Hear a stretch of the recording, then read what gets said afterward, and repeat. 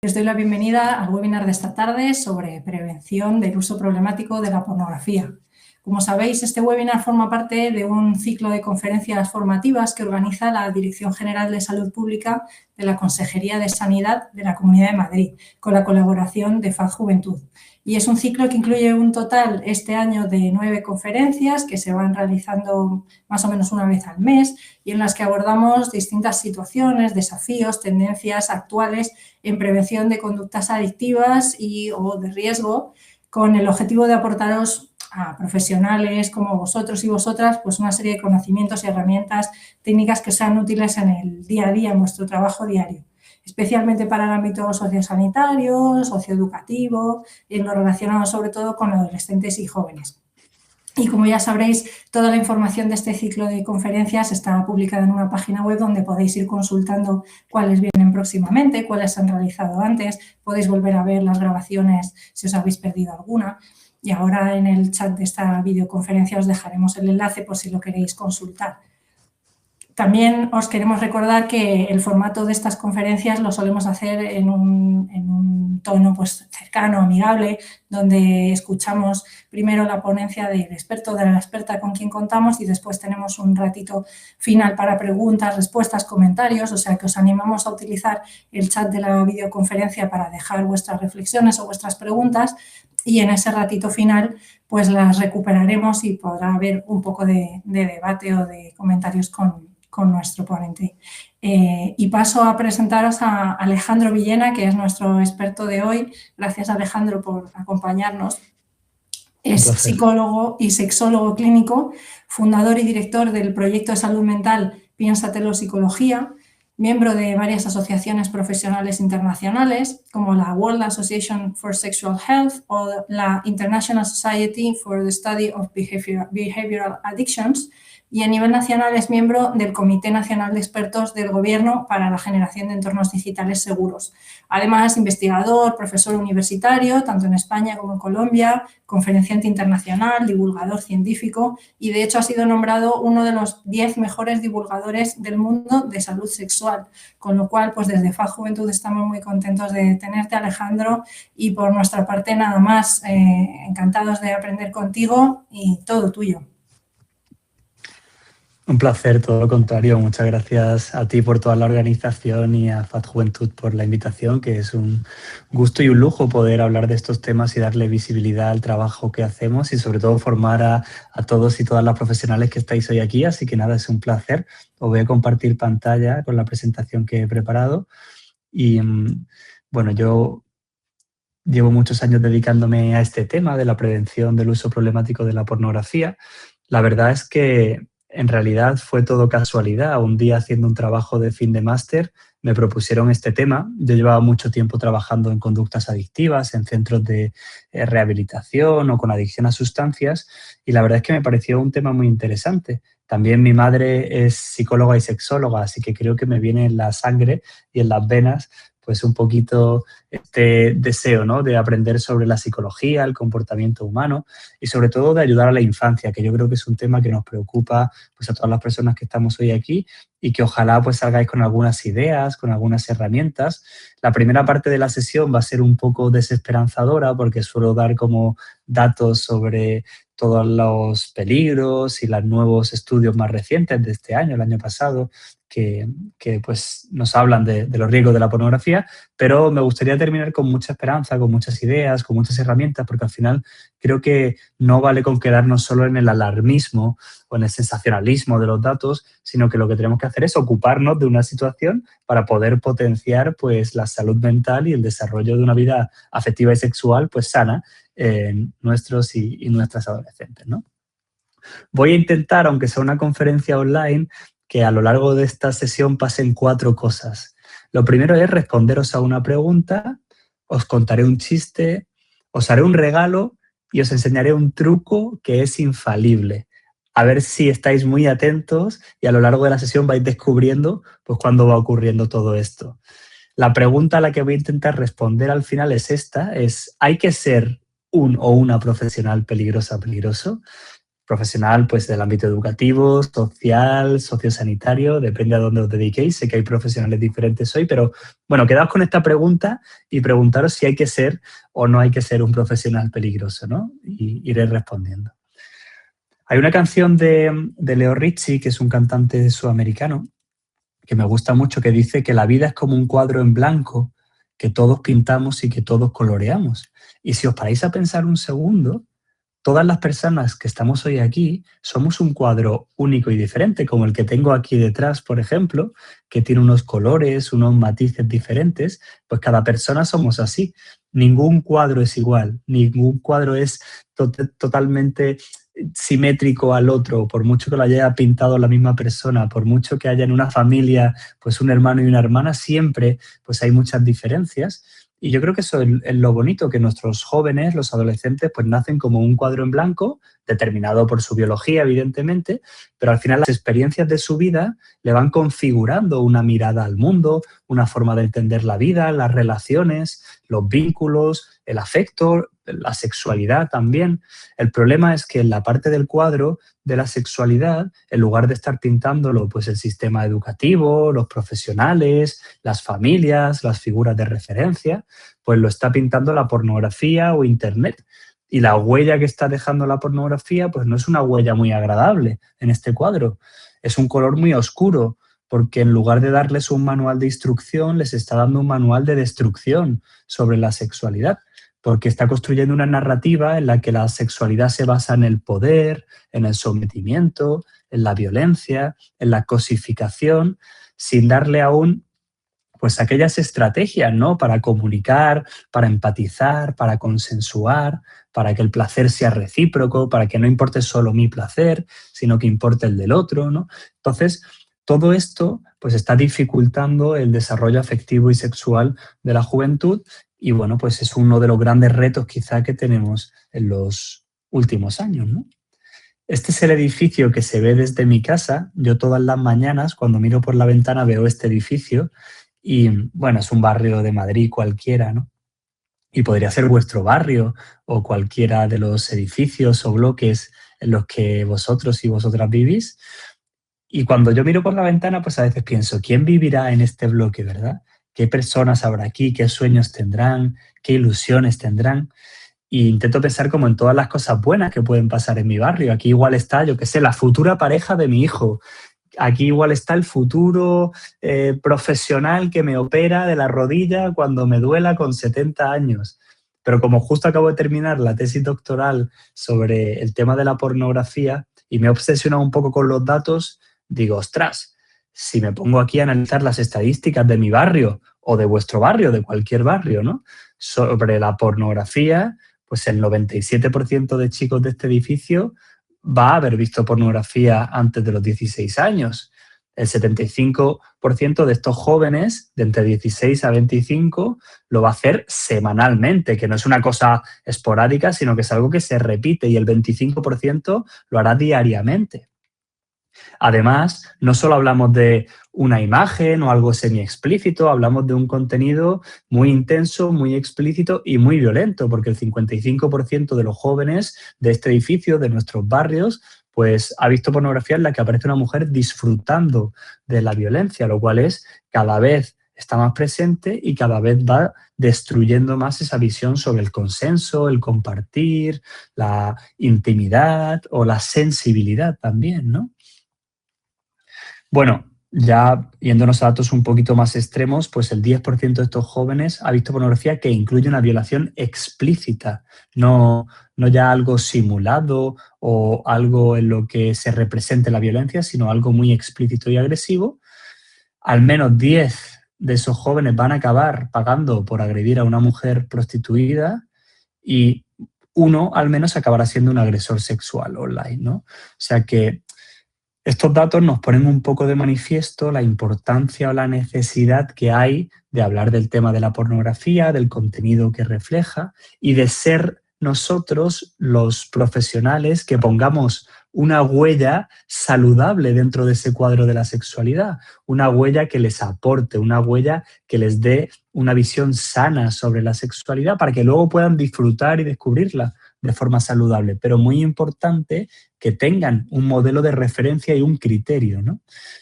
Supongo que sabéis contar hasta 3, como es online va a ser más difícil, pero contad conmigo, ¿vale? 1, 2 y 3. En estos 3 segundos han entrado 6.600 personas en una sola plataforma pornográfica. O sea, fijaros la cantidad de afluencia o de tráfico que tiene la industria de la pornografía, que no es más que una industria que no le importa el sexo, sino que utiliza el sexo para ganar dinero. Es decir, se lucra a través de nuestra sexualidad, pero no tiene un interés genuino por el desarrollo de nuestro potencial erótico, del placer, de la sensibilidad o de la empatía, ¿no? Si no, pues estaríamos allí los profesionales de la educación, de la sanidad, de la medicina, preocupados por el desarrollo de la sexualidad, pero ahí lo único que hay es una industria que busca lucrarse y ganar dinerito, ¿no? Para contextualizarlo un poco en visitas mensuales, simplemente que sepáis que en comparación con TikTok o con LinkedIn o con Netflix o con otras plataformas, pues las 2 plataformas pornográficas más grandes del mundo, pues multiplican, ¿no? Por miles incluso, pues la cantidad de visitas que reciben. Y esto pues significa que hay miles y miles de personas, muchas de ellas jóvenes, muchas de ellas niños y niñas, porque el primer contacto con la pornografía pues está entre los 9, los 11 años. Ahora parece que se ha retrasado un poquito el acceso, pero aún así pues llega antes de que se hayan dado su primer beso, de que hayan tenido su primer encuentro sexual, de que su sistema fisiológico se haya desarrollado, y esto hace pues que a veces se le genere una huella un poquito traumática con algo que debería ser estupendo y maravilloso como es la sexualidad, pues se le queda una huella pues de algo desagradable, agresivo, cosificante, me genera sensación de rechazo, pero a la vez excitación, y todo eso es un cóctel molotov que es muy novedoso porque la pornografía como tal nunca ha existido. Siempre ha existido pues, el erotismo, una imagen, una revista, una escultura, ¿no? Pero esta pornografía diseñada de forma masiva para la excitación y para esta intensidad tan grande, pues es algo muy novedoso, y lo que estamos viendo desde un punto de vista psicológico, sexual y científico es que tiene muchos más costes que aquellos beneficios que nos vende la industria, ¿no? Claro, al final, pues esto tiene que ver con el mundo de las adicciones comportamentales. Ahora las adicciones entran por los ojos, pues antes nos preocupaba mucho por las adicciones a sustancias, que siguen siendo un problema muchas veces y en muchos casos, pero por ejemplo el consumo de alcohol ha disminuido entre los jóvenes según el último estudio publicado, ¿no? Y las adicciones comportamentales, sin embargo, sí que crecen, como las apuestas online o la adicción a la pornografía, que es un problema pues, presente en un porcentaje alto de los jóvenes, ¿no? El uso problemático de la pornografía, que es como lo podemos denominar. ¿Por qué? Porque aquí tenemos un pequeño cine pornográfico, aquí entra todo, ¿no? Y aquí donde antes pues tú no llevarías a un adolescente a un casino, a un club de striptease, a un lugar donde pueda haber pedófilos, a un bar donde vendan cocaína, pues ahora sí que lo hacemos y les tiramos aquí porque confiamos en que están seguros. Y bueno, pues luego nos los encontramos en el ámbito educativo o tenemos que atenderles en diferentes situaciones, ¿no? O en diferentes recursos sanitarios o sociales, y nos vemos que la pornografía, Internet, las pantallas, pues está dejando una huella bastante grande en su desarrollo, ¿no? A mí me pasó una cosa hace un año y pico, que fue que andando por la calle me encontré con esta foto. Espero que esta madre no esté hoy aquí, pero bueno, seguro que entenderéis lo preocupante que era todo esto. Disculpa, Alejandro, perdona que te interrumpa. Sí. Preguntan en el chat que si podríamos volver a acoplar la vista de nuestro vídeo, digamos, donde se te ve aquí en pequeñito para que no tape la presentación. Entonces, creo que el truco va a estar en vale. donde tienes los 3 puntitos en tu vista de arriba a la derecha, dentro del programa. Al lado de vale, creo que lo acabo de cerrar. Sí, de cerrar ahora. ¿Ahora se ve? Estupendo. Vale. Perdón, pensaba que no se veía y me estaba viendo yo a mí mismo. No problema. Y perdonad que hemos tardado un poquito más en resolverlo, pero es que estábamos también activando subtítulos porque nos lo han pedido también por el chat. Fenomenal. Así que termino la introducción. Muy bien. Continúa, por favor. Muchas gracias. Gracias. Nada, perdonad. Os contaba que esta es una escena que me encontré en Málaga. Yo soy malagueño y me encontré en Málaga andando por el paseo marítimo un día, y fijaos, ¿no? Como una madre de familia, para pues entretener a su hija, que tenía 1 año y medio, estaba ahí en una trona, no solo le valía con utilizar un teléfono móvil, sino que necesitaba un iPad también y además, como eso no era suficiente, unas gafas de estas que se encienden y se apagan, de festival de música, ¿no? Bueno, que yo entiendo que cada familia tiene su situación, su contexto y que la educación no es fácil, ¿no? Que nadie es una familia perfecta ni tampoco se trata de juzgar a nadie. Pero esto es un poco el reflejo de la hiperestimulación que tienen desde tan pequeños. Es que esta niña me va a llegar en la consulta con 15 años diciendo que tiene un TDAH y pues lo más probable es que no tenga ningún tipo de problema, es que no se le ha dejado crecer. Está pasando mucho con los problemas de salud mental. A todo le ponemos una etiqueta y a todo sufrimiento le ponemos una etiqueta en lugar de ir a buscar cuál es la raíz de lo que está pasando. Y uno de los problemas que nos estamos encontrando en los más jóvenes es esta hiperconexión que impide el desarrollo y que deja un coste o una huella en el desarrollo pues natural, fisiológico, neurológico, afectivo, relacional y social pues de los más jóvenes, ¿no? Esto es pues en un metro donde la niña tiene un iPhone más potente que el de su madre, ¿no? Si lo comparas, y muchas estampas que nos encontramos todas las semanas donde vemos que pues desde edades muy tempranas hay una gran puerta de acceso y aquí es por donde entra la pornografía, ¿no? Sin embargo, y muy curiosamente, pues tanto Mark Zuckerberg, que ha sido denunciado ahora, como Bill Gates, pues todos comentan que, bueno, uno llevan a sus hijos e hijas a coles sin pantalla, no sé si esto lo sabíais, y además, por ejemplo, Bill Gates dice que hasta los 14 años no le dio el móvil a su hija porque le parecía que no era adecuado. Es decir, es curioso, cuanto menos, ¿no?, que aquellos grandes magnates de la tecnología pues preserven o mantengan al margen a sus familiares y seres queridos de todo este tema tecnológico. Oye, que la tecnología es algo maravilloso, que yo creo que la tecnología nos desarrolla, nos complementa, nos potencia y nos aporta cosas muy buenas y que hay que hacer un acompañamiento progresivo para que estos adolescentes pues, puedan conocer ese mundo, que socialicen a través de también sus nuevas redes, pero no hablamos de esto, hablamos de aplicaciones que están diseñadas para la adicción, aplicaciones que están diseñadas para el scroll infinito y aplicaciones donde el contenido que les entra pues es completamente explícito y completamente agresivo y violento, ¿no? Solo para que reflexionemos un poquito sobre esto, nuestra atención, fijaos lo que ha disminuido, ¿no? Desde 2004 a 2014 que llegó Instagram y TikTok hasta la actualidad, pues solo estamos en 47 segundos. Nos cuesta mucho mantener nuestra atención de forma sostenida y esto está haciendo que pues, seamos menos inteligentes, ¿no? Entonces, bueno, con el caso de la pornografía, lo que está produciendo es también un deterioro de nuestra inteligencia sexual.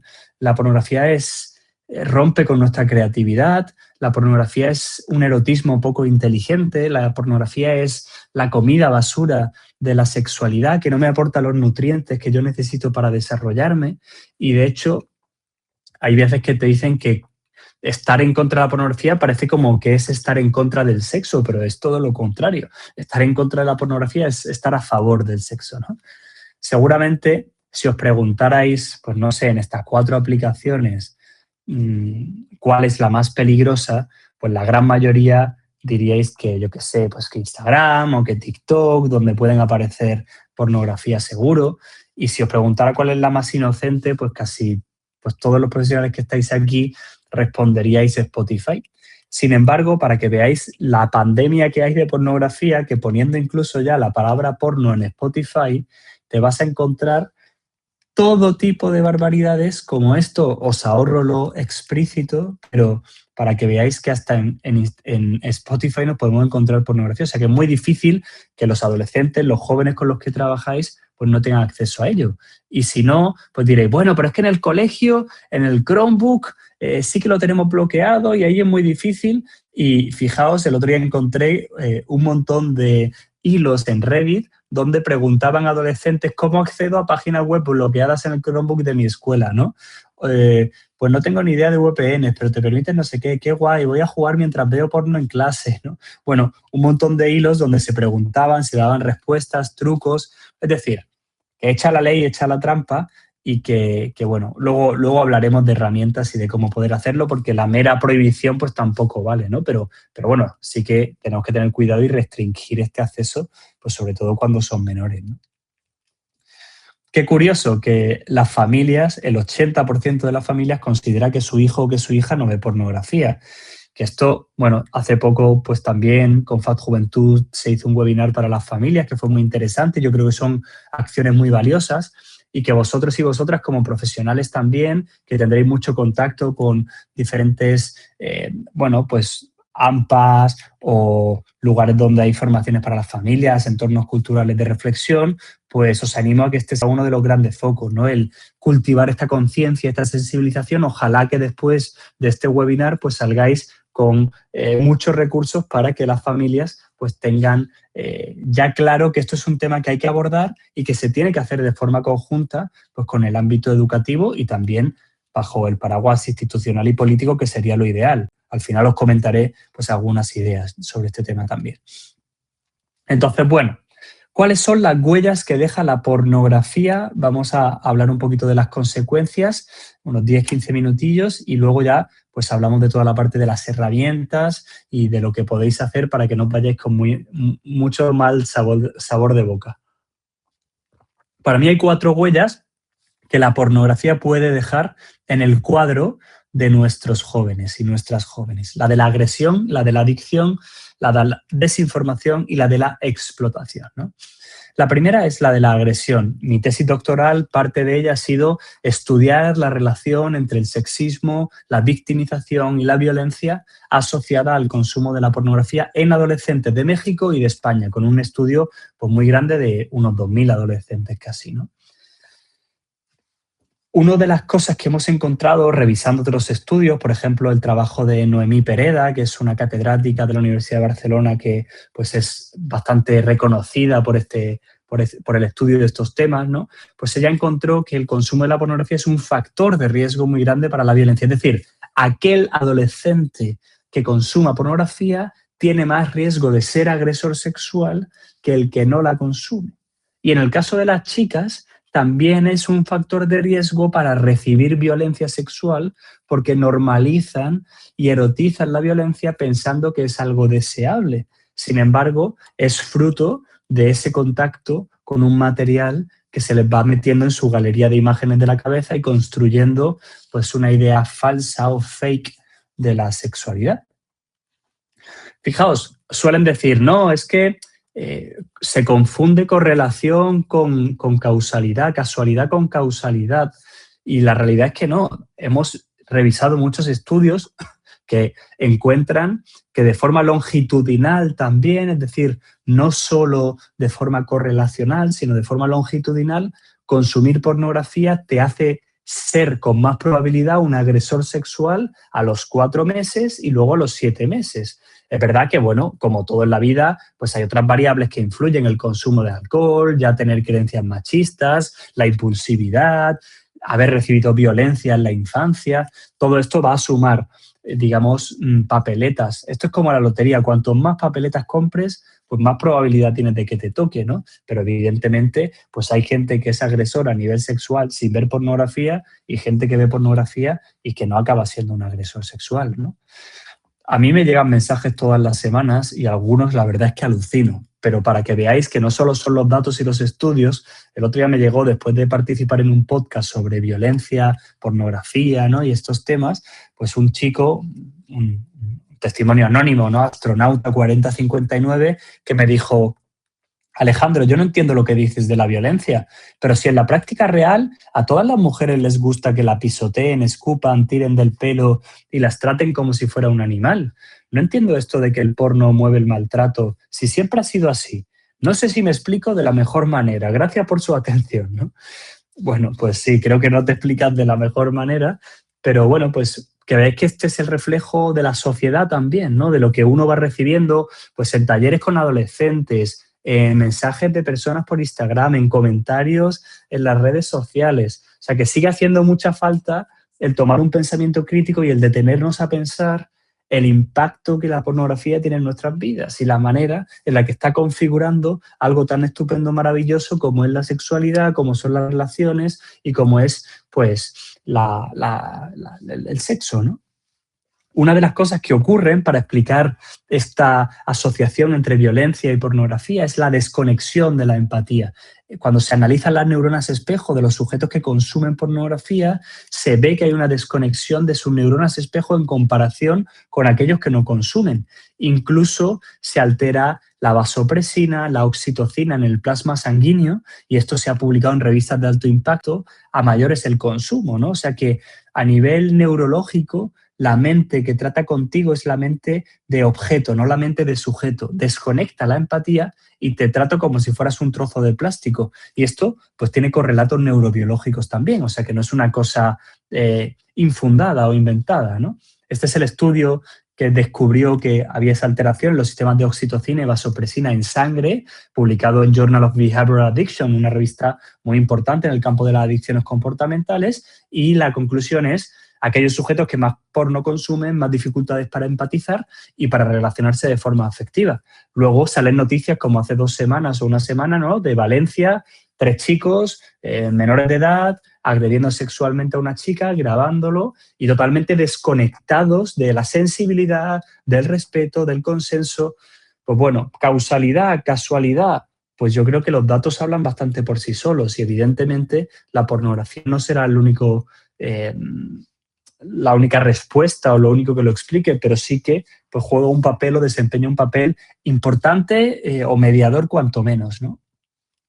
O sea, fijaos hasta qué punto, ahora se ha publicado este estudio, se ha publicado ahora en 2026, pero tenía que ponerlo porque me ha parecido una barbaridad, que incluso hay pornografía de abuso sexual donde hay mujeres dormidas, inconscientes, drogadas, y se ha visto en estos estudios que han hecho con este contenido que cuanto más ves este tipo de contenido, más luego quieres llegar a hacerlo en la vida real, ¿no? O sea, que luego ese abuso que hay en la vida real, esa sumisión química, ¿no?, que se habló durante muchos años y sigue estando muy presente, desgraciadamente, en algunas noches, en algunos locales, pues también parece que tiene o que se construye un imaginario en algún lado, ¿no? Y el año pasado, en 2025, se hizo un análisis de la cantidad de agresiones sexuales que aparecen en las páginas pornográficas y fijaos, esto es una barbaridad. En los últimos 20 años, el 24, del 2000 a 2024, se han multiplicado por 3 las agresiones sexuales que aparecen en las páginas web pornográficas, ¿no? Es decir, se ha multiplicado por 3 la cantidad de violencia que están visualizando estos jóvenes, ¿no? Os voy a hacer un pequeño juego por romper la dinámica. Podéis pensarlo. Yo me voy a detener y os voy a leer 3 títulos. Y quiero que penséis si estos títulos son o de Pornhub, de una página pornográfica, o... bueno, perdón, de estos 3 títulos, ¿cuál es verdadero de una página pornográfica o cuál no? O cuál es falso, ¿vale? Os voy a ir poniendo... y lo vais pensando y luego os digo la respuesta, porque si no va a ser muy difícil interactuar. ¿Cuál de estos títulos pertenece a una página pornográfica o cuál de estos es falso, ¿no? Cualquiera puede ser verdadero o falso. El primero es: mi hermanastra me pilla haciéndole fotos desnudo. El segundo es: los gemidos de mi hermanastra ahogándola. Y el tercero es: mi hermanastra me dice que no y yo paro y voy a terapia con Villena, ¿no? Bueno, era una pequeña broma que espero que haya hecho muchísima gracia, porque como no os veo las caras no sé vuestra reacción, pero claro, fijaos, lo digo así de broma, pero no es nada para tomárselo a broma en realidad. La gran mayoría de títulos que hay en Internet representan el incesto, la violencia. Nadie pone un límite, nadie dice que no, nadie se detiene a cuidar o a querer bien al otro en ese espacio de vulnerabilidad que es el sexo, o da un mensaje sobre el descontrol sexual que puede haber ahí. Y todo eso va calando y se va imitando por aprendizaje vicario, por aprendizaje por observación y por el impacto neurobiológico, ¿no? Claro, ahora llega todo el tema de la inteligencia artificial. No sé si lo visteis, pero ya advirtieron que ChatGPT iba a permitir que hubiera contenido erótico para adultos. Pero es que la IA de Elon Musk, Grok, ha estado desnudando a 6.700 mujeres por hora durante el mes de diciembre, por ejemplo.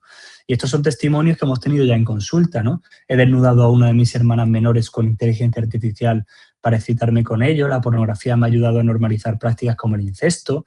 O he desnudado a un señor de mediana edad que había desnudado a amigas de su mujer y la mujer pues le había pillado todo este contenido en el ordenador, ¿no? Claro, cualquiera a día de hoy es desnudable, no tenemos ningún marco legislativo que regule estas herramientas, sí tenemos algunos para la difusión de ese material, pero a mí ya cada semana me llaman de un instituto diferente para dar una conferencia porque ha ocurrido un desastre de estos entre chicos de primero, de segundo, de tercero de la ESO, de donde sea, ¿no?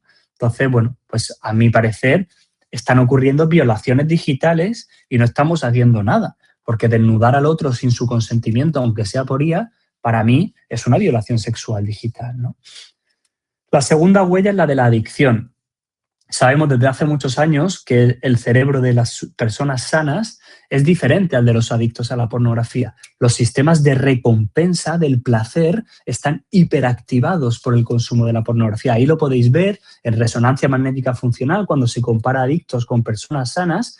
Digamos que, yo qué sé, es como si yo llego ahora aquí en mi casa y enchufo 25 ordenadores, 25 luces y 25 televisiones. Pues me cargaría el sistema eléctrico de mi casa. Algo así le pasa al cerebro con la pornografía. Es demasiado intenso, too much and too soon, demasiado intenso y demasiado pronto, así lo dice una psicóloga en el Reino Unido, ¿no? Entonces nos encontramos con algo que cada vez va yendo a más y, bueno, pues las páginas pornos te ofrecen un número ilimitado de vídeos. Esto es una captura de pantalla de una página, ¿no?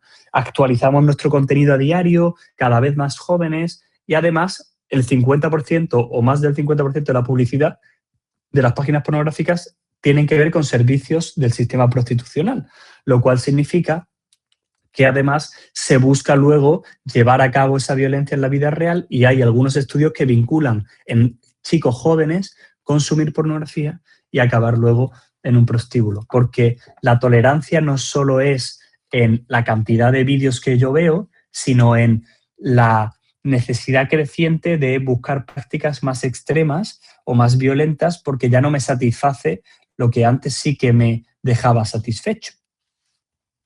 ¿Hasta qué punto? En el cerebro y en esta parte de la adicción lo que vemos es que la corteza prefrontal, que sabéis que es esa parte del cerebro que se encarga de la autonomía, del control, de la regulación de los impulsos, de la planificación, de la dirección de la vida, de la voluntad, está alterada, ¿no? Aquí vemos que en la parte de adelante está más rojita en la primera imagen y eso es como si un director de orquesta en una banda tuviera 125.000 músicos en una banda de música. Es algo que es imposible dirigir a esa banda de 125.000 músicos. Pues eso es lo que le pasa al pobre cerebro y a la pobre corteza prefrontal, que tiene tanta excitación, tanta dopamina y tanta intensidad que se hace imposible completamente pues llevar a cabo o dirigir a todo el placer que le va llegando, ¿no? El placer es algo maravilloso, el problema es que la pornografía no es placer, es un súper placer, es un supraplacer. Es como la cocaína de la sexualidad, ¿no? Va deteriorando y así lo vemos ya a nivel neurocientífico, ¿no? Entonces, mi conclusión es que es una adicción mentirosa y caprichosa. Es mentirosa porque te promete cosas que luego no te da. Te promete información y te desinforma. Te promete placer y te genera insatisfacción. Y es caprichosa porque siempre va a más, nunca se queda satisfecha, ¿no? Lo que dicen los estudios también de neurociencia y neuropsicología es que te puede volver un poquito más tonto. Y una revisión sistemática que se publicó en el año 2021 por el equipo de Jesús Castro Calvo, pues descubrió algo así, que es que a mayor consumo había menor atención, menor memoria procedimental, menor organización y planificación y peor control de los impulsos. Y se ha hecho con estudiantes de medicina algún estudio también y pueden bajar hasta 2 puntos las notas en comparación con aquellos que no consumen, ¿no? La desinformación, que esto, bueno, pues ya sabéis mucho seguro, pero me afecta a mi autoestima, mis expectativas, me marca un ideal del sexo en la conducta, en la respuesta sexual, en la manera en la que nos relacionamos, en mi cuerpo, en los genitales, pues que no se basa en la norma o en lo esperable en una relación sexual y mucho menos cuando uno es joven. Y todo esto pues me va aislando, generando problemas en la salud mental también, depresión, incluso correlaciona con ideas autolíticas, suicidas, con la soledad, con el aislamiento, con la pérdida de red social, todo esto pues está bastante documentado, ¿no? Y a nivel relacional incluso también puede aumentar esa probabilidad de ser infiel cuando yo he decidido mantener una relación de pareja estable o fiel, porque como me acostumbro a esa novedad constante, pues mi cuerpo, por esa falta de control también de la corteza prefrontal, pues va dejándose llevar por cualquier impulso, ¿no? Solo por eso es muy caprichosa y por eso siempre va a más. Incluso algunos estudios recientes, este es un tema que todavía está en estudio, pero se ha publicado ahora, la semana pasada, una revisión sistemática, esto es de 2021, pero en Journal of Sexual Medicine, que es un gran metaanálisis y revisión sistemática que es muy contundente y es el primero que afirma con contundencia que la satisfacción sexual y la función sexual de los varones es mucho peor cuanto más pornografía consumen, ¿no? Y también a las mujeres le afecta, quizá no tanto en la función sexual como tal, pero sí en la sensación de vergüenza, en la sensación de distrés o en los problemas psicológicos, ¿no? Esto es un poco las conclusiones de ese estudio. Y por último, y no puedo dejar de mencionarlo antes de pasar a las herramientas, es lo que hay detrás de la industria. Es que no solo hablamos de consumir o no consumir, hablamos de, oye, ¿qué hay detrás de lo que consumimos?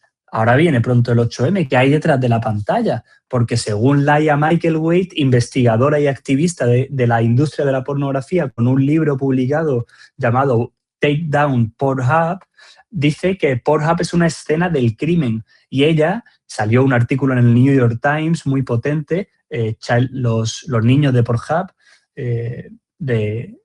de todo el movimiento Trafficking Hub, que era un movimiento que había detrás, de cómo habían, pues hay vídeos publicados con los que millones de hombres se masturban y se excitan, que son reales, agresiones reales, mujeres agredidas, mujeres drogadas o inconscientes, se le ha grabado a su pareja sin su consentimiento y se ha subido, y ella consiguió que Mastercard, Visa, PayPal quitaran sus plataformas de pago, que borraran el 91% de contenido que era ilegal, es decir, casi el 100% era contenido ilegal, ¿no?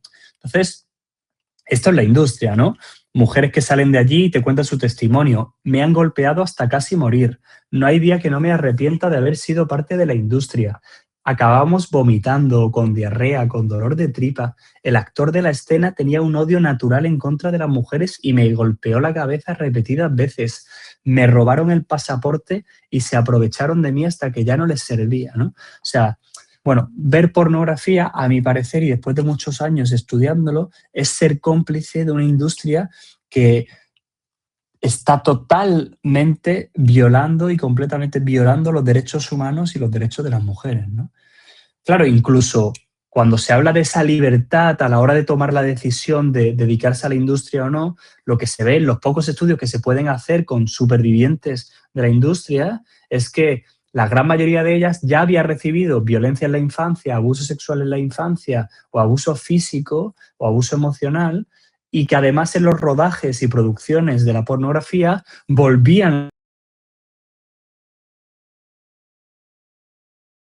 a sufrir abuso, volvían a sufrir agresiones sexuales o síntomas de estrés postraumático por todo lo que vivían. Por tanto, para mí, el trabajo sexual ni es trabajo ni es sexual, ¿no? Es como decir que permitimos esto, ¿no? Un supermercado pues de mujeres donde vamos cogiendo a la carta y en el fondo, o en la nevera, ¿no? Si nos paramos a pensar, eso es lo que es la pornografía, ¿no? Y ese es el modelo de sexualidad que queremos. O queremos un modelo de sexualidad que se base en el deseo, en el consenso, en la reciprocidad, en la intimidad, en la confianza, en la sensibilidad.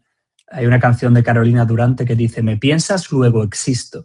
En eso, o de eso debería ir la sexualidad, de ponerme en la mente del otro, pues para cuidarle, para tenerle en cuenta, para comunicarme y así disfrutar y así potenciar nuestra relación sexual. Y diréis, a ver, Alejandro, que llevas aquí ya media horita hateando a la pornografía, alguna ventaja tendrá la pornografía, ¿no? Y ahora pues os voy a contar durante 10 minutos todas las ventajas de la pornografía.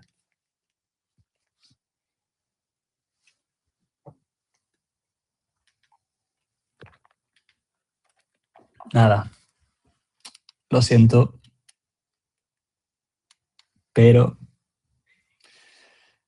ventajas no hay muchas. Lo que sí que hay es una huella estupenda verde, verde color esperanza, que puede dejar la educación y todo el trabajo magnífico que hacéis, pues todos y todas las profesionales que estáis hoy aquí, que a veces es difícil, que a veces cuesta, que a veces no están las familias de vuestro lado, que a veces o no hay familias, ¿no?, con las que poder dialogar, pero sois un referente muy importante, sois un agente de prevención, de potenciación de la identidad de la persona, del ser humano, maravilloso, ¿no? Entonces, yo quiero convenceros de que esto es algo importante y entonces les he preguntado a algunos de mis pacientes para motivaros, pues, ¿qué os dirían, no? Yo le he dicho que voy a estar con profesionales sobre todo de la educación, pero también de otros ámbitos, y ¿qué os dirían para motivaros, no?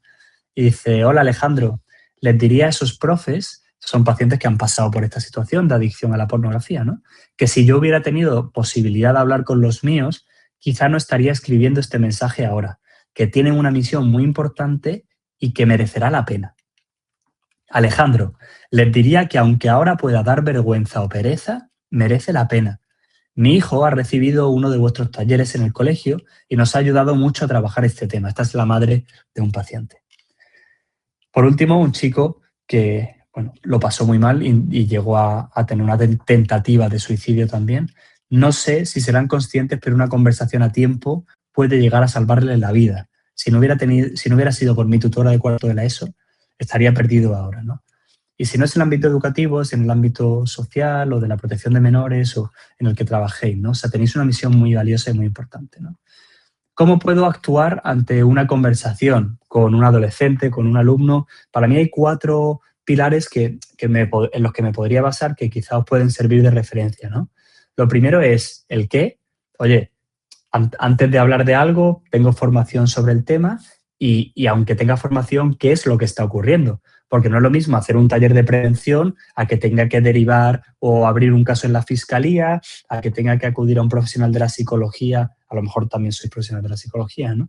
O si no, derivarlo a alguien que pueda ayudarle. O sea, primero, contextualizar un poco si, oye, tengo la formación yo adecuada para ello, y lo segundo es si es una situación grave o de violencia o la puedo abordar yo, ¿no? Que lo uno con el quién. ¿Soy yo la persona adecuada para atenderle? Y si no, pues me tengo que coordinar con la directiva, con la familia, con el gabinete de orientación, con servicios sociales, con la fundación no sé qué. Bueno, tener también un amplio mapa de recursos donde poder coordinaros, ¿no? Si sí es momento para tener esta conversación, pues me puedo preguntar que si lo hago en la tutoría, que dónde lo hago, que lo hago con el resto, si estoy en un piso tutelado, ¿no? ¿Dónde voy a tener estos encuentros, estas conversaciones? Y luego, ¿cómo lo hago, no? Primero tengo que estar yo regulado o calmado, primero tengo que estar dispuesto a escuchar antes de hablar y tengo que plantear, pues esto desde la empatía, el cariño, el respeto, sin juicio. Ahora os cuento como ideas concretas, ¿no?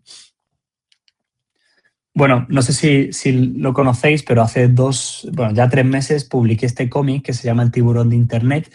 Si os interesa, creo que es un recurso muy útil que se puede trabajar en consultas si sois psicólogas, que se puede trabajar en el ámbito educativo, en una clase o en un taller con esta metáfora, que se puede trabajar con menores en diferentes recursos. Yo, bueno, creé esta metáfora de Internet es como un océano y como todo océano, pues hay peces muy bonitos y también hay tiburones. Por eso tienen que conocer los tiburones y es como un manual de instrucciones o unas clases de natación para Internet que si os interesan, pues aquí os lo dejo para que le echéis un vistazo, para que lo recomendéis a alguna familia, para que puedan entablar estas conversaciones. El feedback que me están dando las familias, la verdad es que es muy interesante.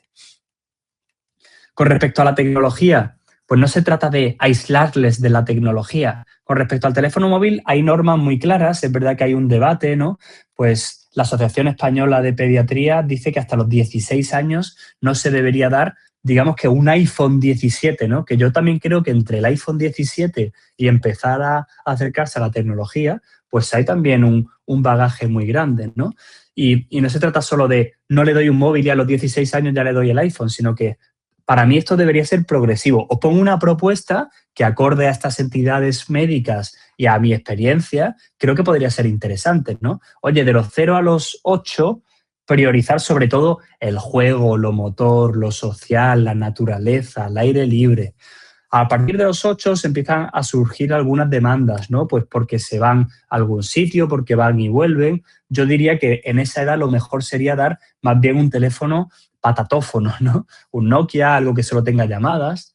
A partir de los 12, oye, pues empiezan ya a socializar, a tener algunos contactos, algunos de sus influencers están por ahí y les gusta verles. Pues oye, hay algunos móviles pues que no tienen redes sociales, que no tienen pornografía, que tienen más capado, que tienen más limitado, que puedes bloquear algunas aplicaciones directamente y tener todo el control. Pues eso sería algo estupendo. Y ya a partir de los 16, si tiene todo ese aprendizaje y mientras tanto tú le puedes alfabetizar digitalmente, enseñarle a programar en Excel, a utilizar Canva para diseñar una campaña de marketing, ¿no? O sea, que no es lo voy a desconectar de la tecnología, sino que es voy a darle acorde al momento evolutivo y la madurez que tiene para lo que está preparado. Como no le doy el mismo coche a un niño de 12 años que a un niño de 20 años, ¿no? Que a un chaval de 20 años. Pues algo progresivo y bueno, y luego pues cada situación, cada familia, cada entorno, pues tiene una situación concreta. Pero a mí esto me parece un horizonte que es más o menos realista, ¿no? Yo una herramienta que suelo recomendar a las familias por si os sirve para trabajarlo con las familias en una tutoría o en otros ámbitos, pues es el que utilicen un contrato. Cuando le vayan a dar su primer iPad o con las propias normas del Chromebook, ¿no? O si estáis en un piso donde hay menores y hay tecnología, pues igual, que haya unas normas puestas en un corchito en la pared. O sea, que esto esté trabajado de alguna manera con qué se puede hacer, qué no, cuánto se puede utilizar, cuánto no, marcarle eso a algunos objetivos, explicarle qué pasará si no se cumplen estas cláusulas, darle un horizonte para que les puedan acompañar ahí, ¿no? A los más pequeños les enseño este plan que está en el cómic, que es un salvavidas, y es oye, si te encuentras algo desagradable en Internet, el plan para 4 letras, PARA. Detén la conducta de inmediato, pide ayuda, respira y sigue adelante, ¿no? Bueno, es un pequeño acrónimo para los más peques que sepan qué hacer, que lo importante no es que tengan miedo de Internet, sino que pidan ayuda si están navegando ahí, que pidan ayuda si están viendo algo y les sale una cosa indeseada y que sepan tener la confianza de comunicarse sobre este tema, ¿no? ¿Los controles parentales funcionan? ¿Los podéis recomendar? Sí, yo creo que están bien, depende del entorno, la situación, sobre todo recomendarlo a las familias en casa, pero claro, si tú en YouTube pones cómo quitarme el control parent, ya han buscado cómo quitármelo en el Fortnite, en la Nintendo, en la Play, en el móvil, en Epic Games, en Roblox. Bueno, como veis, ya han intentado saltarse eso, por tanto, mi idea es, o mi mensaje es, pon el control parental en la cabeza y en el corazón. Y esto se hace con todo el trabajo tan bonito que tenéis, con la educación, siendo un modelo de referencia, siendo un ejemplo en el uso también de la tecnología cuando toca y cuando no toca, siendo un ejemplo en el respeto a los demás, en la forma en la que yo expreso el cariño, las emociones. El ejemplo y ayudándoles a educarles, a tener un pensamiento crítico, va a ser lo mejor que podamos tener y que mejor les pueda ayudar, ¿no? Hay una viñetista que no sé si la conocéis, pero a mí me encanta, se llama Flavita Banana y publica en El País casi todas las semanas. Y esta del otro día me gustó mucho. Dice, mira mamá, sin móvil, ¿no? Esto ya no pasa, ¿no? Vemos ahí en el parque, estamos todo el día con el teléfono móvil en lugar de disfrutar y conectar con el mundo, contemplar el mundo y vivir el presente muchas veces, ¿no? No sé si os acordáis, pero al principio de la sesión yo os había prometido 4 cosas y estamos ya llegando al final y todavía no las he dado. Así que empiezo por la primera y es que os había prometido un regalo. Y este es un regalo de un capítulo que publiqué con 2 psicólogas de mi equipo, de Piénsatelo Psicología, que es la consulta que yo dirijo, y es un capítulo enfocado al ámbito educativo y preventivo. Y tiene un árbol de toma de decisiones para una conversación, otro para que trabajéis con las familias, un montón de recursos, información. Yo creo que es muy útil y os lo recomiendo para que profundicéis en todo lo que vamos a hablar hoy y este es el regalo que os hago. Os doy un poco de tiempo para que lo escaneéis con calma.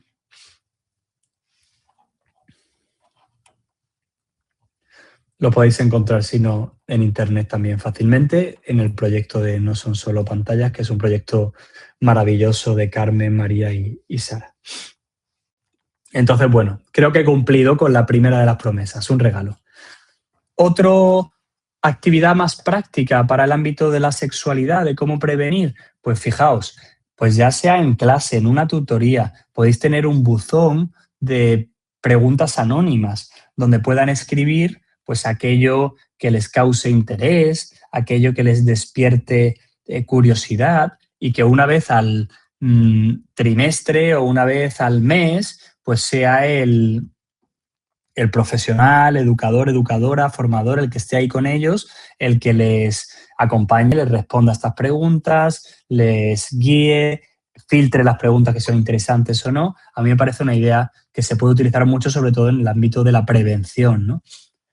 Ayudarles a desarrollar una mirada lenta sobre las cosas, porque vamos todo muy rápido, ¿no? Y todo es scroll infinito y todo es dopamina de la rápida. Yo creo que hay que buscarles actividades que le conecten con lo que va más lento, ¿no? Pues el arte, una exposición, analizar una obra artística, leer cosas que no sean a través de la pantalla, sino que sean pues a través del texto, del papel, que se ha visto que ayudan más a retener, a calmarse, porque si acostumbro a la mirada y al consumo de todo, al final me cuesta luego volver al ritmo que la vida real tiene, ¿no? Si estoy acostumbrado a ir a 200 por hora, ir a 120 me parece un poquito aburrido, ¿no? Algo así le pasa al cerebro.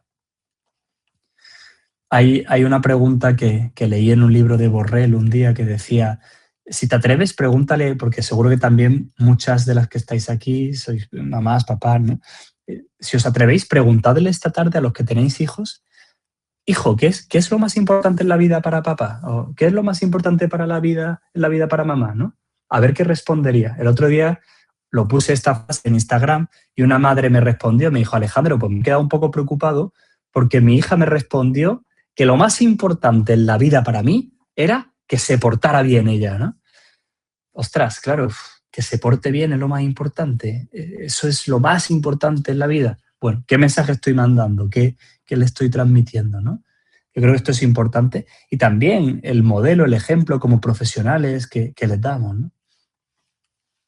Otra forma, pues ya sea en tutoría, en un campamento, en un club juvenil, en actividades que hagáis todos los meses, pues utilizar una noticia, pues la desgraciada noticia del otro día de la agresión sexual entre menores en Valencia es un ejemplo perfecto de una noticia que se puede utilizar para hablar de la privacidad, de la intimidad, de la pornografía, de la tecnología, de la empatía, de las relaciones sexuales, del consentimiento, del consenso. O sea, este tipo de situaciones son oportunidades que podéis aprovechar pues para entablar estas conversaciones, o también para sacárselo a las familias. Si estáis en una tutoría: oye, ¿has visto lo que ha pasado en Valencia? Pues nos preocupa mucho este tema y de hecho estamos pensando en abordarlo. ¿Vosotros lo habéis abordado con vuestro hijo? O sea, hacerlo de manera lo más natural posible, ¿no? Encontrar esos espacios. Otra idea podría ser un cineforum, pues al trimestre de sexualidad, con un documental, con una serie, con algo que les haga pensar. Poner la serie de adolescencia a las familias, el documental de las redes sociales, del dilema de las redes sociales a los propios adolescentes, en el cole, en el aula, en el espacio en el que estéis. Yo creo que esto pues siempre es muy sencillo y muy fácil de llevar a cabo. Y luego escuchar también, porque los menores tienen mucho que decir. No es solo lo que yo les tenga que decir, sino que es también, oye, ¿qué quiere la juventud? ¿Cómo quiere que nosotros le eduquemos? ¿Cómo quiere que le acompañemos? Porque también muchas veces, no sé, a mi abuela le pasó una cosa una vez. Mi abuela ya falleció, tenía 90 y pico años y estaba un día cocinando con mi prima pequeña de 8 años. Y estaba cocinando un huevo, cociendo un huevo en una olla. Sabéis que cuando el huevo se rompe y se queda un hilillo blanco ahí, se cuece el hilillo ese blanco, y mi prima pequeña miró a mi abuela y le dijo: abuela, ¿eso es el semen? Claro, imaginaos mi abuela, old school total, diciendo: guau, esta niña está pervertida, a ver qué hacemos. Y le pregunta: pero niña, ¿por qué dices eso? Y dice: no, abuela, es que a mí me han dicho que el semen sale de los huevos. Bueno, creo que he cumplido con el chiste. No os he visto las caras, espero que sí que haya cumplido con él.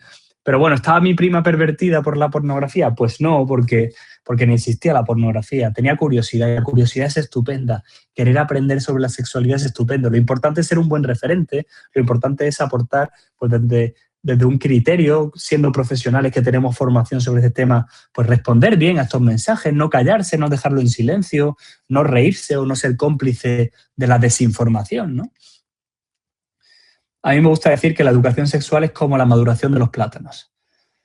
Pues hay veces que están muy verdes y que tampoco hay que estar despertando cosas pues desde muy temprano si no les toca, pero hay veces que es demasiado tarde, que ya el plátano no se puede comer de lo marrón que está. Yo digo que es mejor llegar un poquito antes, es mejor comértelo un poquito verde que comértelo ya pasado el plátano, ¿no? Es decir, es mejor llegar un año antes que un día tarde, porque cuando llegas tarde a la educación sexual, pues ya alguien le ha explicado lo que es la sexualidad en lugar de ser tú, en lugar de ser un profesional con criterio, en lugar de ser su figura de referencia, ¿no? Entonces, bueno, desde muy pequeño, en la primera infancia, podemos empezar con este tema. Hemos publicado una investigación ahora donde hemos preguntado a los propios adolescentes con un panel Delphi, a profesionales de enfermería, de trabajo social, de psicología, de medicina, de otros ámbitos, y se coincide en que mínimo debería empezar antes de los 12 años en la escuela por profesionales cualificados, no solo una charla, y adaptarlo a los tiempos que corren, a todo el tema de la violencia sexual digital, a todo el tema de la pornografía, al sexting y a todo lo que ocurre en los entornos donde nuestros jóvenes se relacionan, ¿no? A mí me gusta ponerles ejemplos de personas, y ya voy terminando con esto, de ejemplos de personas de referencia, ¿no? Billie Eilish, que seguro que la conocéis, pues dejó la pornografía hace poco porque le había hecho normalizar la violencia. Y me parece un testimonio muy potente y que les pongo mucho a los adolescentes y que creo que les hace pensar, reflexionar, y a veces le hacen más caso a Billie Eilish que a mí, como es lógico. Entonces, buscar la manera también, cuando organicéis un taller, pues yo le hago que dibujen carteles a veces, bueno, que no sé, que se inventen un podcast para debatir sobre esto, un debate, cosas atractivas que les llame la atención y con lo que puedan aprender, desarrollar un pensamiento crítico y reflexionar sobre ello también, ¿no? Y que pierdan el FOMO, ese miedo a estar ahí y lo reemplacen por el YOMO, ¿no? Ese joy of missing out, ese disfrutar por no tener que estar siempre en todo lo que pasa, que nos pasa a los adultos también, y aprender a desprenderse un poco de esa deseabilidad social que nos imponen pues, las redes sociales, internet, etcétera, ¿no? Yo creo que la parte emocional también va a ser muy interesante, ayudarles a que puedan saber cómo expresarse, cómo manejar sus emociones, qué saber, qué hacer cuando tienen pues, todo este tipo de situaciones, construir unas habilidades sociales, una red de apoyo y sobre todo esto porque les ayuda a trabajar la autoestima, porque si no tienen una fuerte autoestima, no regulan bien sus emociones o no tienen una buena red social de apoyo, pues van a tener también más tendencia a meterse en la pornografía, ¿no? Yo creo que esto es muy, muy importante. Y nada, por terminar, termino con dos ideas bueno, que sepáis que desde el ámbito educativo, desde el ámbito político e institucional también se han hecho, o también ha habido un crecimiento en los últimos años. Bueno, de hecho, FAT Juventud también ha participado, ¿no? Se desarrolló un informe con 50 personas expertas, con 107 medidas para proteger a la infancia en Internet. Y bueno, pues ahora también se habla mucho, se pone sobre la mesa el debate sobre las redes sociales. Yo creo que esto es muy bueno. Quizá ninguna es una solución definitiva y bueno, y todavía tendremos que avanzar en el cómo lo hacemos, pero que se hable sobre el tema, que se quiera proteger a la infancia y que se quiera pues, trabajar sobre esto, creo que es algo muy bueno, muy positivo, contando también con la propia juventud, sabiendo lo que necesitan y a la vez pues velando y protegiendo pues desde los profesionales que conocemos todas las problemáticas que Internet tiene, ¿no? Os había dicho, que no sé si lo tenéis en la cabeza al principio, y solo he cumplido con dos cosas y ahora sí que estoy terminando, que os iba a contar un truco infalible y para contaros este truco infalible os quiero pedir por favor que entréis en mi cuenta de Instagram, que es Alejandro Villena Psicología, y os voy a dar unos minutos, tenéis que sacar el móvil, meteros en Instagram, entrar en Alejandro Villena Psicología y ahí vais a ver ese truco infalible que os voy a contar ahora, pero necesito que si estáis con el móvil, que supongo que sí, por favor que que lo reviséis, que saquéis, que entréis en Alejandro Villena Psicología, le vais a tener que dar a seguir a Alejandro Villena Psicología y desde ahí os va a llegar una cosa infalible. Pero tenéis que darle a seguir. Tenéis que entrar móvil, repito, Instagram, Alejandro Villena Psicología y le dais a seguir. Yo mientras bebo agua.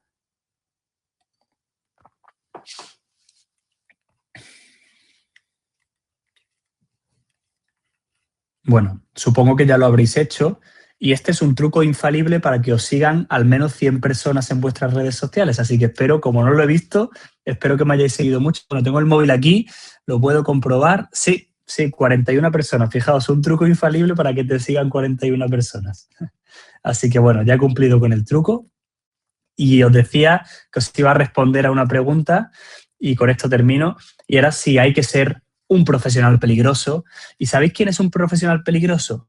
Pues vosotros y vosotras sois un profesional peligroso porque os estáis educando y formando en este tema y vais a conseguir que los jóvenes con los que trabajáis tengan herramientas y habilidades. Un profesional peligroso es el que pone límites porque ayuda a que los adolescentes sean asertivos, a que sean libres, se comuniquen. Y un profesional peligroso es aquel que aborda el tema de la sexualidad y no lo hace silencioso ni lo hace un tabú porque conseguirá que esa juventud pues tenga las capacidades para vivir una sexualidad pues plena, satisfactoria y libre.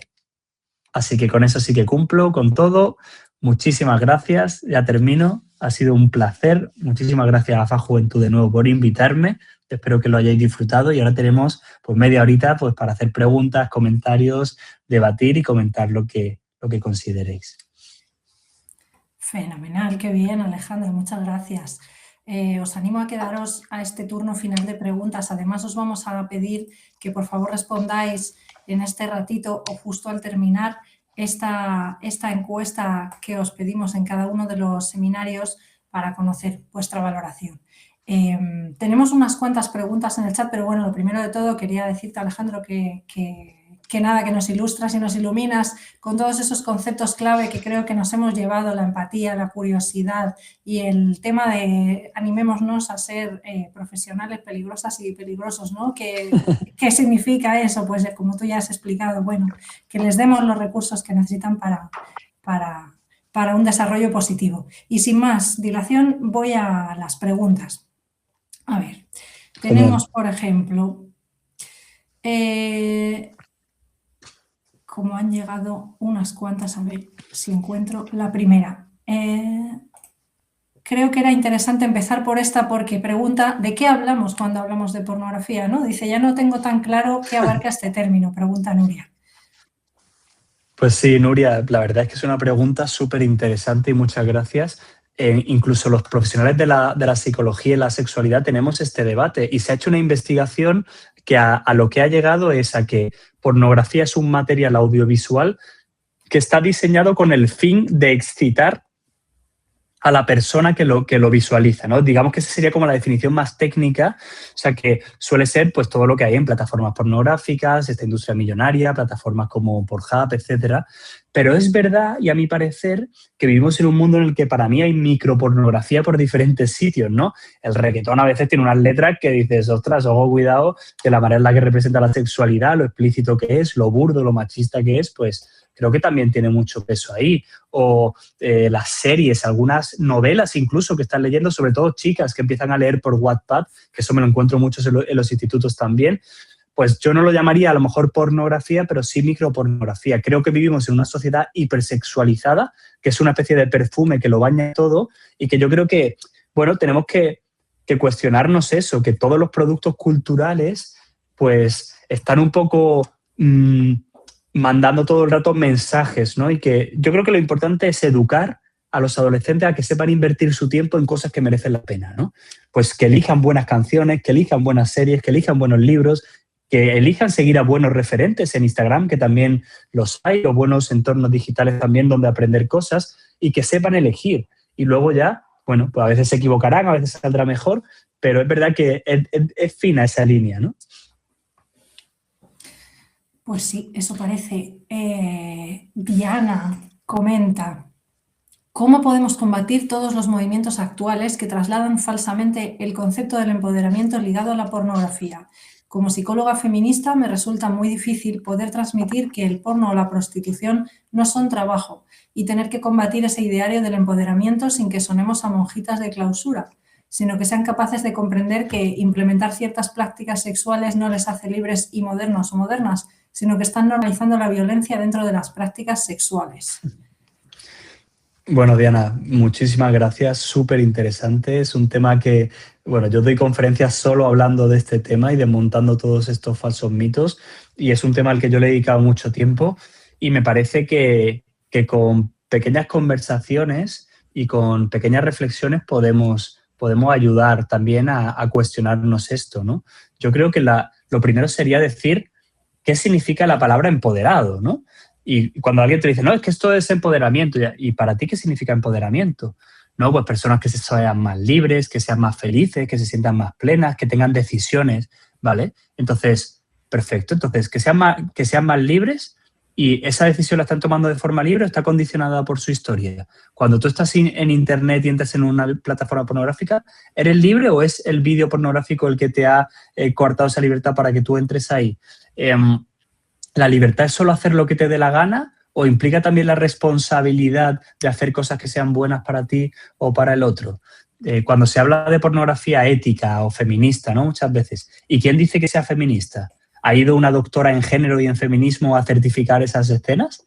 ¿O es alguien que se pone ese título para que tú entres y ganes más adeptos, ¿no? O sea, pornografía saludable. ¿Qué significa saludable? Si fuera saludable lo recomendaría la OMS o los profesionales de la psicología, pero no hay ni un estudio que diga que el que ve porno tiene más salud en su vida, y hay muchos que dicen que tiene menos salud en su vida. Entonces, son todo como discursos que se han ido construyendo, pero en realidad la industria de la pornografía no tiene nada de salud ni de salud sexual. Evidentemente, pues hay personas que lo hacen con más frecuencia, con menos frecuencia, con más descontrol, con menos descontrol, depende de otras características, pero bajo ningún concepto se puede decir que es algo que forma parte del repertorio de la salud, porque si no, pues eso, la asociación, el Colegio Oficial de Psicología de Madrid, el Colegio Oficial de Médicos, pues avalarían a estas industrias, la industria de la Federación Española de Sexología, a la que yo pertenezco, la Organización Mundial de la Salud Sexual, daría certificados a estas plataformas pornográficas para decir, oye, aquí la gente es más libre sexualmente. Pero no es cierto, es un discurso de alguien que te quiere vender un producto, igual que Coca-Cola te vende felicidad, ¿no? Entonces yo, perdona que vaya extendido un poco, Diana, y Paula, pero bueno, que es un tema que daría como para mucho debate, pero yo creo que es importante cuestionarnos desde la raíz, ¿no? Y decir, oye, pero esto, ¿por qué lo ves así? Y se ha dulcificado mucho y se ha construido una narrativa, pero en el fondo, a mi parecer, es muy fácil de desmontar, ¿no? Interesante. Tenemos otra por aquí de Sandra. Dice, muchas veces me dicen en las sesiones de sexualidad que al final, para ellos, el porno es aprender lo básico, ya que sus padres no hablan con ellos. Y ahí descubren el acto con penetración que nadie les enseña y que no lo ven tan malo, que no todos los vídeos son de violencia ni cosificación. Claro, yo se lo rebato, pero si me das algún consejo extra, te lo agradezco. Sí, muchas gracias, Sandra. Yo te voy a decir una frase que se lo aprendí de un sexólogo que se llama Roberto, que decía que el sexo no tiene que ver con hacer cosas, tiene que ver con sentir cosas. Y me gusta mucho porque la pornografía te puede enseñar a algunas conductas como mucho, pero el sexo, lo importante del sexo es crear un entorno seguro, crear un espacio donde haya comunicación, donde yo pueda expresar mis deseos, donde la otra persona exprese sus deseos, yo los escuche y los atienda para que así disfrutemos los dos. Y luego se descubrirá, se curioseará, pero lo importante del sexo no es la conducta o enseñar la penetración o no la penetración, sino que la persona construye ese espacio para dejarse llevar, para disfrutar, y ahí pues uno lo irá descubriendo, ¿no? Tenemos otra de Leticia. Dice, ¿desde los coles se puede o se debe empezar con los talleres sobre sexualidad desde tercero o cuarto de primaria? Sí que se debería, a mi parecer, depende de cada comunidad autónoma. En principio creo que sí que está contemplada en la ley de educación la inclusión de estos talleres, pero la realidad es que no se lleva a la práctica ni es nada arreglado. La cosa también es cómo lo hacemos y quién los imparte. Evidentemente estos talleres cuanto más temprano empiecen, pues hay que cuidar mucho más qué se dice, cómo se dice y quién los imparte, que esté cualificado o cualificada para poder tener la sensibilidad adecuada. Pero a mi parecer sí, yo en quinto de primaria doy talleres sobre el océano digital, sobre pornografía, sobre lo que es la sexualidad sana, en un lenguaje muy adaptado pues a lo infantil. Y en tercero se puede hablar de la prevención del abuso, de la intimidad, de la privacidad, de las emociones. Todo esto que hemos ido hablando también es hablar de sexualidad, ¿no? No es solo eso, hablar de posturas sexuales, ¿no? Que parece que la educación sexual es, no sé, que vas a ir al colegio allí a ponerle vídeos pornográficos a los niños y a las niñas, y en realidad es darles herramientas y habilidades, ¿no? Claro, interesantísimo. Gabriela pregunta, ¿cuáles serían otras estrategias para fomentar el erotismo y el placer sexual sin recurrir a la pornografía? Bueno, yo creo que a mí me gusta trabajar mucho, por ejemplo, el mindfulness, que cuando se aplica a la sexualidad tiene que ver con la conexión con el cuerpo, la conexión con la respiración, con lo sensorial. Yo muchas veces a mis pacientes les pido que escriban un relato ellos, erótico, y que piensen qué les gusta, qué no les gusta, que escriban sobre ello, que desarrollen su potencial, ¿no? Entonces, yo creo que hay muchas formas de desarrollar esta creatividad, como por ejemplo la de escribir un relato, ¿no? Que bueno, que a lo mejor esto no lo haría en un taller con adolescentes, ¿no? Pero lo hago en consulta, sobre todo en consulta sexológica, pero que creo que es una buena manera, ¿no? De pensar de forma alternativa, que me gusta, cuáles son mis deseos, mis fantasías, conectar de otra manera con el cuerpo. Gracias. A ver, otra de Diana. Dice, ¿qué másteres u otras formaciones nos aconsejas que no sigan esa narrativa del porno empoderante? Porque últimamente la mayoría de los másteres de sexología que busco promueven el mensaje de la pornificación de la sexualidad y las prácticas violentas. Pues mira, estoy completamente de acuerdo y a mí también me ha costado a lo largo de los años encontrar formaciones de sexología que tengan esta visión. Yo ahora colaboro con el Instituto de la Pareja, de hecho les hago publicidad, pero lo hago porque creo en ellos y son un instituto que tiene formaciones de sexología regladas, basadas en lo científico, y soy yo el que da las clases de pornografía. Entonces, bueno, la gran mayoría del profesorado está alineado y la directora del centro, que es Ana Whitke, pues está muy alineada. Y de hecho, pues si os interesa, me podéis escribir un mensaje por Instagram que os puedo mandar recomendaciones e incluso a mí me hacen un descuento. Pero de verdad que no lo digo por hacer publicidad, y lo prometo, sino porque yo solo hago publicidad de muy poquitas cosas en mis redes sociales y lo hago solo de cosas en las que confío mucho. Entonces, para formarme yo me fiaría mucho del Instituto de la Pareja, que lo hace fenomenal. Estupendo, gracias. Tenemos otra de Violeta. ¿Qué se les puede decir a los que dicen que también hay porno amateur y que ese no hace daño porque es gente normal, simplemente grabándose en su intimidad, como podría hacer cualquiera? Bueno, esta es una gran pregunta, Violeta. Y yo aquí me iría a la parte de la industria, porque no sé si saben que la gran mayoría del porno amateur proviene de la pornovenganza, de porno que se ha grabado sin el consentimiento de la pareja, que la pareja ha difundido sin su consentimiento. O sea, que uno no tiene un certificado de calidad cuando ve un vídeo de decir, oye, esto es porno amateur y es recíproco, ¿no? Bueno, evidentemente es mejor que no haya violencia explícita, que sí la haya, pero ya no es solo eso, ya es, oye, ¿por qué yo tengo que aprender del sexo viendo a otros teniendo sexo? Yo eso nunca lo haría en la vida real, ¿verdad? Yo nunca aprendería del sexo viendo a mis mejores amigos teniendo relaciones sexuales. ¿Por qué sí que puedo verlo en la pantalla en otras personas? Porque ahí les despersonalizo, como pasa en las pantallas siempre, y tengo menos empatía, ¿no? Entonces, a mí eso me hace reflexionar, es casi un voyerismo para mí muchas veces esto.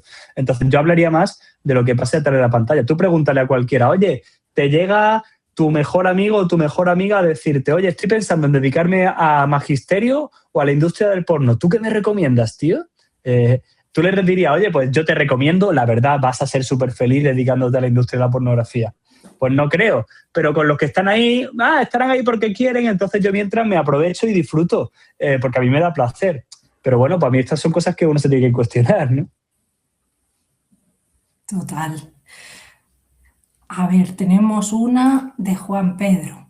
En Canarias hay una red que ya lleva años instaurada y de seguimiento, acompañado por el enfermero o enfermera de atención primaria, tanto en unitarias, colegios como institutos, y en la línea de preguntas referencias de documentación, vídeos cortos. A ver, no sé si entiendo la pregunta. Yo creo que está preguntando si hay referencias contrastadas o si les puedes aportar. Lo han preguntado otras personas, bibliografía y demás. Me permito recordaros que, por si acaso hubierais llegado un poco más tarde, sí que ha hecho Alejandro referencia a unos cuantos estudios científicos, los ha ido mencionando, aparecen en las diapositivas y él mismo iba comentando, pero Alejandro, si puedes o quieres aprovechar el momento para dejar 2 o 3 referencias más. Sí, claro, muchas gracias. Bueno, yo hace 3 años publiqué un libro que se llama ¿Por qué no? Cómo prevenir y ayudar en la adicción a la pornografía, que os recomiendo porque tiene muchos recursos, también pues os deriva a otras páginas web. Hay más recursos en España. Bueno, FAD Juventud lleva tiempo trabajando sobre estos temas, ha hecho algunos informes, también Save the Children, UNICEF acaba de hacer un informe muy grande sobre este tema que podéis revisar con datos muy científicos. La asociación Darle una Vuelta tiene vídeos en YouTube, recursos. Yo sigo participando en ella y he participado de forma muy activa durante muchos años con ellos. Y bueno, pues ahí hay muchos recursos. Hay una página que se llama Your Brain on Porn, Tu cerebro en el porno, que también tiene muchos datos científicos. Y en Madrid está ADCOM, que es un servicio de adicciones comportamentales público, que es de lo primero que hay en nuestro país. Es un servicio donde puedes ir a pedir cita y pedir ayuda a la adicción a la pornografía de forma gratuita si formas parte del sistema sanitario estatal, ¿no? Y nosotros tenemos una consulta que se llama Piénsatelo Psicología, donde, bueno, atendemos en Madrid y online en todo el mundo, y si alguien necesita alguna vez derivarnos pues, o pedirnos consejo o cualquier cuestión, estaremos encantados de atenderle, y yo atiendo el WhatsApp y el email de la consulta, así que estaremos encantados de poder ofrecerle soporte, ayuda, derivación o más recursos. Gracias. Siguen llegando preguntas. Tenemos, por ejemplo, ¿existe alguna guía de recursos fiables sobre sexualidad, pornografía, cómo tratar el tema según edades, que poder ofrecer a las familias y los adolescentes? Algo que ya esté hecho, listado, referencias. Sí, Sandra. De hecho, el capítulo que os he escaneado creo que está muy bien, el que os he dado de regalo de No son solo pantallas, que si no lo habéis pillado a tiempo, me mandáis un mensaje por Instagram y os lo mando entre hoy y mañana. También hay una guía que hicimos con la Universidad Internacional de La Rioja, que si buscas guía pornografía Alejandro Villena y unir Universidad Internacional de La Rioja, lo vas a encontrar bastante fácil también. Y los colegios CEU me contrataron también de España para hacer unas guías que están abiertas, y que las hice yo y creo que están muy bien también. Bueno, hay bastantes guías sobre este tema. Creo que Save the Children también tiene una guía sobre el tema. UNICEF ha publicado este estudio donde también hay recomendaciones a las familias. Luego algunos ayuntamientos han hecho también trabajo sobre este tema. Ahora que hablaba alguien de Canarias, hay un proyecto que se llama Por no hablar en Canarias, que también habla mucho de este tema y tiene recursos. Y Darle una Vuelta tiene una guía que se llama WOW, con W-O-W, y está fenomenal para educación sexual, por etapas, por edades. WOW, en la asociación Darle una Vuelta, está súper bien. Qué bien, muchas gracias, Alejandro. Yo también os quiero recordar que en FAD Juventud también tenemos recursos y alguna serie de webinars que podéis volver a ver, y conferencias destinadas a profesionales que trabajen con familias, a familias directamente, para sensibilizar y educar sobre el tema del acompañamiento en temas de educación afectivo-sexual y de ayudar a nuestros hijos e hijas a entender mejor qué es eso de la pornografía, ¿no? Tenéis esos recursos en nuestra página web, pero podéis escribirnos un correo para pedírnoslos, os pasamos encantados también los recursos. También hemos hecho algunas campañas. Teníamos una que era porno y que todavía podéis encontrar también en nuestra página web. Y interesantísimos los demás recursos también. Muchas gracias, Alejandro, por recordárnoslos. Siguen llegando preguntas, por ejemplo, esta de Natividad. Dice, trabajo en un centro de adicciones y aunque nunca se me ha presentado el caso, ¿me podrías decir cuáles son los pasos a seguir con ese paciente si te dice que tiene adicción al porno infantil? Sí, Natividad. Bueno, depende. el consumo de pornografía de abuso sexual infantil no es un delito el consumo, es un delito la distribución, la tenencia y la producción, por supuesto, de este material. En esos 3 últimos casos tendrías que abrir un caso con la Fiscalía o denunciar a las autoridades competentes. En el caso de que solo sea consumo, pues se puede hacer un tratamiento desde las parafilias y desde la... ¿Se ha ido Paula? No sé si el resto... ¿Cómo? ¿Me ve bien? ¿No Espero que me sí. ves? Bueno, Sí, desde la te vemos. prevención y desde el tratamiento más como de las parafilias.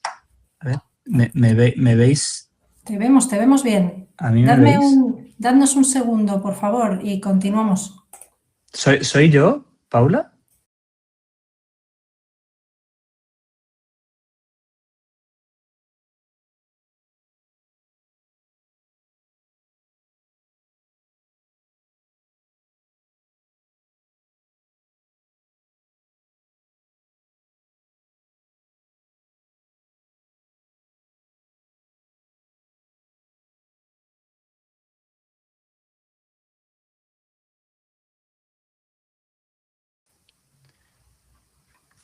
Fenomenal, nada, Vale, sí, perdona que te había seguimos. perdido, Paula. Sí, decía que se puede hacer un tratamiento desde las parafilias y desde la adicción también. Nosotros hacemos un tratamiento integrador como una adicción comportamental y al final se puede abordar desde ahí, pero bueno, pues quizá es interesante valorar con un profesional de la sexología que trabaje estos temas, que trabaje con agresión sexual o que trabaje con parafilias de forma específica.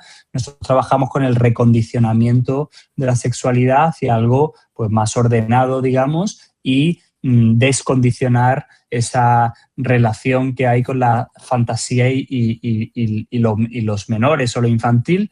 Y generalmente pues hay una historia de trauma, problemas de personalidad, experiencias de abuso vividas en la infancia y hacemos una evaluación así como muy completa del caso para ver cómo podemos acompañarle en las diferentes dimensiones o variables que el paciente nos trae a consulta, ¿no?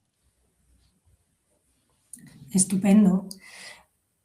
Claudia pregunta, ¿cuál era el título del artículo sobre pornografía y prostitución? Aunque es muy concretita la pregunta, pero bueno, como por si lo tienes a mano o podemos volver un segundo a verlo. Sí, creo que te refieres al que hacen encuestas a estas mujeres sobre el trabajo sexual y lo puedo... se llama, bueno, te lo voy a copiar en el chat, yo creo que puedo, ¿no? A ver Sí, si es fácil. pues sin problema puedes probar a escribirlo por el chat o si no nos lo... No, si prefieres, Vale, Alejandro, pues lo puedes decir de palabra y nosotros desde Faz Juventud lo escribimos en el chat de tu parte. Vale, es que es en inglés y es The Experience of Individuals Filmed for Pornography Production, a History of Continuous Polyvictimization and Ongoing Mental Health Challenge. Sin problema, pues enseguida os lo mandamos. Está publicado en la Nordic Journal of Psychiatry, que es la revista noruega de psiquiatría. Estupendo, muchísimas gracias. Nos pregunta Isabel, yo creo que al hilo de lo que estábamos hablando de recursos, de bibliografía, de guías, si hay recursos en lectura fácil para personas con discapacidad, si los conoces, alguno que pudieras recomendar. Yo desconozco este ámbito y suelo derivar a compañeras que trabajen con este tema. Sí que sé que Félix López, que ya son un poquito antiguos sus libros, pero es un profesional de la sexología muy, muy reputado y tiene algún libro sobre discapacidad y sexualidad que es muy interesante. Pero, sin embargo, yo creo que es un ámbito que todavía está por explorar y por ofrecer buenos recursos, porque si todavía no se ha, todavía ha avanzado demasiado en este ámbito de la pornografía, ya para este colectivo pues tan específico y vulnerable, menos aún. Hay un documental de Mabel Lozano que se llama ABA, que hablan de la explotación sexual también en niñas discapacitadas, muy interesante. y os recomiendo también que le echéis un vistazo. Estupendo. Muchas gracias.